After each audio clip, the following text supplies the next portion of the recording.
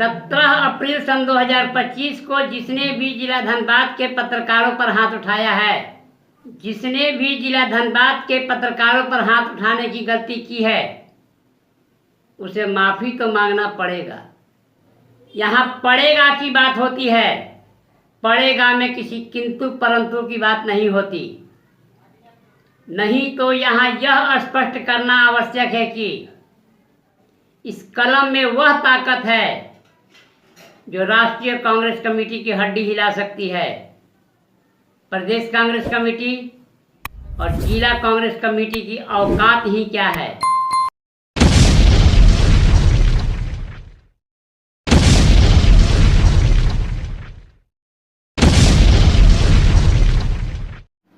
लोकतंत्र का चौथा स्तंभ पत्रकारिता एक ऐसा स्तंभ जिसका आधार स्तंभ ही लेखक और विचारक हैं, जिनकी विद्वता पर संदेह नहीं किया जा सकता।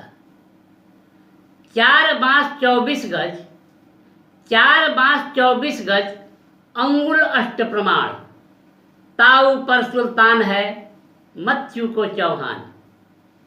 अगर इन पंक्तियों का वाचन पृथ्वीराज चौहान के मित्र और राजकवि चंद बरदाई ने नहीं किया होता तो निश्चित रूप से मोहम्मद गोरी कुछ और बसंत देख लेता। 23 जून सन 1757 को सिराजुद्दौला सिर्फ फूंक देता तो लॉर्ड क्लाइव लंदन में नहीं, यमराज के दरवाजे पर दस्तक देता। पर लॉर्ड क्लाइव की नीति और रणनीति ऐसी थी कि सिराजुद्दौला को यमराज का दरवाजा खटखटाना पड़ा।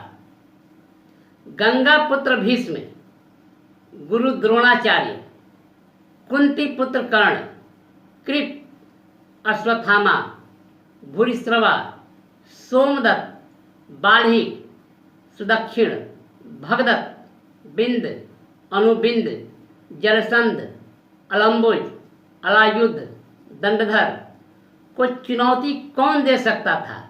पर कृष्ण की नीति और रणनीति ने महाभारत की दशा और दिशा बदल दी। अनंत पद्मनाभन की नीति और रणनीति के कारण सम्राट अशोक का कलिंग विजय का सपना ही रह गया। कुछ गधे इतिहासकार सम्राट अशोक का महिमा मंडन करते हैं और कहते हैं कि कलिंग में सम्राट अशोक की जीत हुई थी, पर वास्तविकता यह है कि कलिंग युद्ध में सम्राट अशोक की हार हुई थी।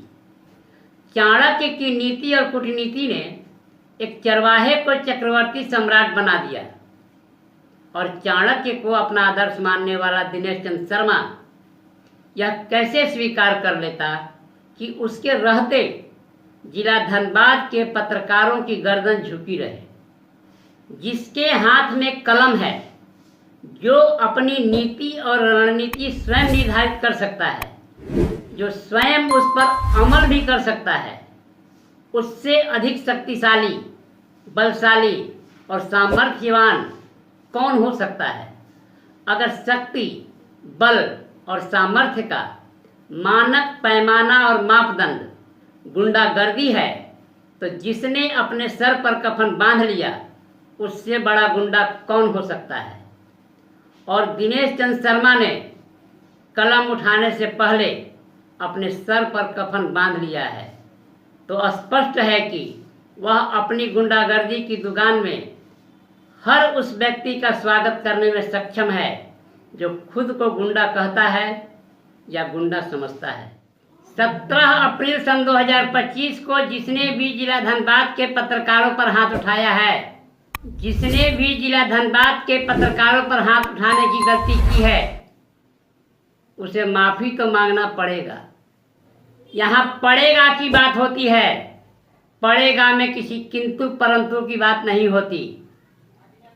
नहीं तो यहाँ यह स्पष्ट करना आवश्यक है कि इस कलम में वह ताकत है जो राष्ट्रीय कांग्रेस कमेटी की हड्डी हिला सकती है। प्रदेश कांग्रेस कमेटी और जिला कांग्रेस कमेटी की औकात ही क्या है। कौन कहता है कि आसमान में सुराग नहीं हो सकता? कौन कहता है कि आसमान में सुराग नहीं हो सकता? तबीयत से एक पत्थर को उछालो यारो। समझौता होगा और ऐसा होगा कि भविष्य में कोई पक्ष दूसरे पक्ष पर अंगुल न उठा सके। ऐसा नहीं जैसा आज मैं देख पा रहा हूँ। दोनों ही पक्ष लोकतंत्र के स्तंभ हैं, अतः दोनों पक्षों के स्वाभिमान की रक्षा होनी चाहिए। No FIR, no chargesheet. सिर्फ कांग्रेस की हर सभा का, हर गोष्ठी का बहिष्कार।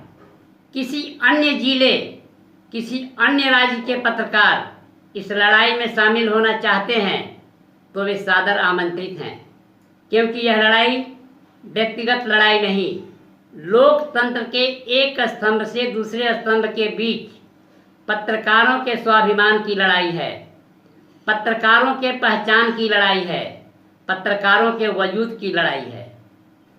जिला धनबाद के सभी पत्रकार बंधुओं से हाथ जोड़कर, उनका पैर पकड़कर दिनेश चंद्र शर्मा का नम्र निवेदन है कि दिनांक 17 मई सन 2025 दिन रविवार के बाद जिला धनबाद का कोई भी पत्रकार किसी भी कांग्रेसी के किसी भी सभा या गोष्ठी में नहीं जाएगा। यह दिनेश चंद्र शर्मा का आदेश नहीं, अपने पत्रकार बंधुओं से हाथ जोड़कर, पैर पकड़कर नम्र निवेदन है। आशा है जिला धनबाद के पत्रकार बंधु दिनेश चंद्र शर्मा का सर झुकने नहीं देंगे और दिनेश चंद्र शर्मा की विनती को स्वीकार करेंगे और उस पर अमल करने का प्रयास करेंगे। जिला धनबाद के जिस पत्रकार बंधु को दिनेश चंद्र शर्मा की विनती स्वीकार्य नहीं होगी, जो किसी कांग्रेसी की सभा या गोष्ठी में जाएगा और अपनी कलम चलाएगा, उसके संबंध में दिनेश चंद्र शर्मा की धारणा बदल जाएगी। ऐसी स्थिति और परिस्थिति में दिनेश चंद्र शर्मा की व्यवस्था होगी कि वह यह स्वीकार कर ले कि जिला धनबाद के पत्रकारों के बीच वह पत्रकार मिर्जाफर और मीर कासिम है, जिसका उद्देश्य केवल और केवल मात्र पत्रकारिता को कलंकित और दूषित करना है। और उस पत्रकार की माँ उस कांग्रेसी की रखैल है और वह पत्रकार उस कांग्रेसी की नाजायज औलाद और अपनी माँ का दलाल। जिला धनबाद के पत्रकारों के बीच ऐसे मिर्जाफरों और मीर कासिमों को दिनेश चंद्र शर्मा का संदेश।